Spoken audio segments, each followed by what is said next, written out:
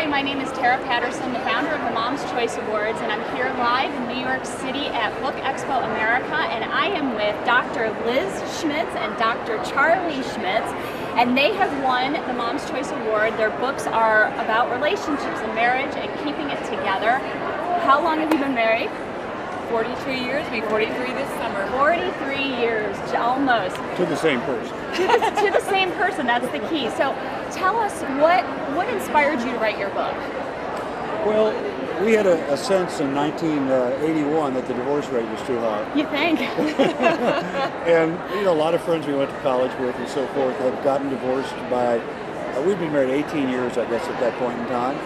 And it coincided with a friend asking us to do a workshop on marriage. And so we prepared for the workshop, kind of took stock of our relationship, and said, why did we succeed where others had failed? And it started us on a project that's now gone on for about 26 years. Wow, fantastic. 5 continents of the world. We've gone all over interviewing couples, thousands and thousands of successful couples. Now, what is your background? You're both doctors. We both have doctoral degrees from the University of Missouri in Columbia. And I'm currently at the University of Missouri St. Louis as Dean and Professor of Counseling and Family Therapy. I've been a professor of counseling since about 1970. So it's been a while. Yeah. I have a doctorate with training in leadership development, psychology, counseling psychology. Marriage. Right. Yeah, marriage, love, And I was an educator for 34 years, and my background is also counseling. And then changed occupations to writer and You both look so happy. So we are. Can you share a little bit about your secret in the book? What do you talk about? What have you found is... Well, that's a good question, because as we've done these interviews, people often ask us, well, what are the, in a nutshell, what are the things you learn? And they're really threefold. Understanding successful love and marriage is simple.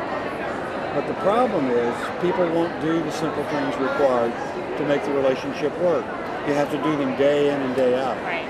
And so sort of the conclusion of all that is successful love and relationships are an accumulation of having done the simple things. Very good. That's great advice. You see, and That's so great advice. what we found throughout these interviews with these thousands of couples around the world are 7 pervasive characteristics that are present in all of these relationships.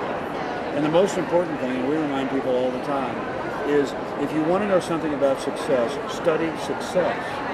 You don't learn about success by studying failure. Very good. Or talking about it. that's exactly right. So so as Liz will tell you, this has been our labor of love, right? It really has been, and we find the most wonderful stories from these couples. They've all had challenges. They've all, we thought our situation, we've lost a child, and we thought, that's really heartbreaking, and it's one of the hardest challenges you go through. Absolutely. But then you hear these stories all over the world from these couples, and ours doesn't compare to the challenges they face, and they make it, and they survive, and then they thrive, and they do because of the relationship between husband and wife. Well, and I think too, if you make your relationship the important relationship, my husband and I, we've been married almost 13 years, and we've always made our relationship primary. And then when the kids, our oldest is now about to be a teenager, so then it becomes a little bit more about, okay, we have to set aside some of it being about us and really, tune in and focus. But together we both have to decide to tune in and focus on the kids and where they're at, because it's important that we're both intuitive with them.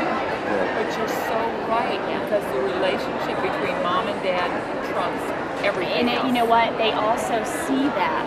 And I'm a parent coach, so when I took my certification, I learned all kinds of technical details, we'll say.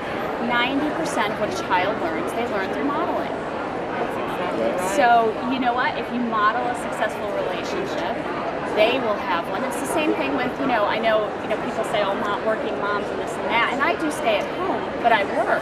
My whole thing was kids get to see that. They get to see you thrive, and it's all about that. And they're solid, and we're solid, and you guys, obviously, by focusing on your relationship, you lost a child, but you made it through. That's right. And it's that works. Yes. You get it Yes. wrong, and all the bad things that occur happen.